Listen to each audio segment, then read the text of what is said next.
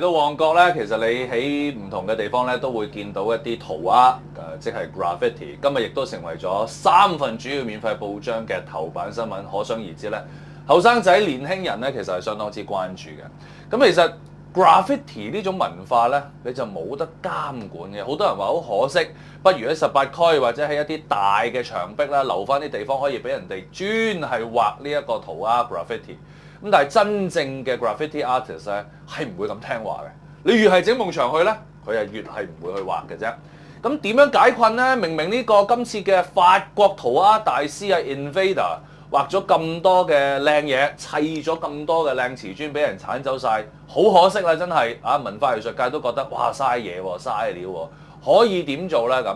咁又唔可以唔處理投訴㗎，政府都好慘㗎喎。如果真係好多人投訴話呢個 graffiti 唔中意喎，真係要剷走佢喎，甚至乎話危險喎嚇，因為啲人亂咁爬上去可能會即係造成意外喎。政府又冇得唔處理㗎，唔通你叫佢完全唔做嘢咩？咁佢點分邊啲 graffiti 剷得，邊啲 graffiti 唔剷得啊？唔通醜樣嘅都由佢喺度咯喎，亦都係唔得㗎嘛。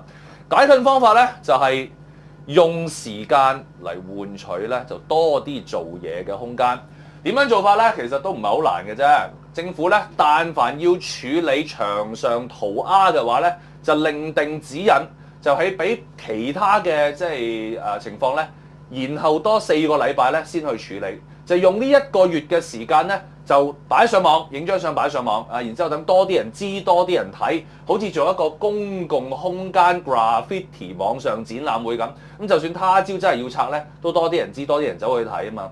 亦都用呢4個禮拜嘅時間咧，就可以揾下唔同嘅民間啊、專業嘅藝術家去審批下，哇！究竟呢張 graffiti 係咪真係大師作品咧？真嘅定係假嘅咧？定係模仿嘅咧？靚唔靚咧？擺喺呢個地方其實係咪真係可以幫到嗰個區咧，提升嗰個公共空間嘅藝術質素咧？咁你有啲專業人士 back 住呢一班咁嘅公務員咧，佢哋夠膽做嘢啦。到時1個月之後覺得喂應該要保留呢個 graffiti 喎，咪再可以做公眾諮詢，交俾區議會去處理。咁揼下你都多幾個月啦。咁啲真正嘅靚嘅 graffiti 咪可以保留啦。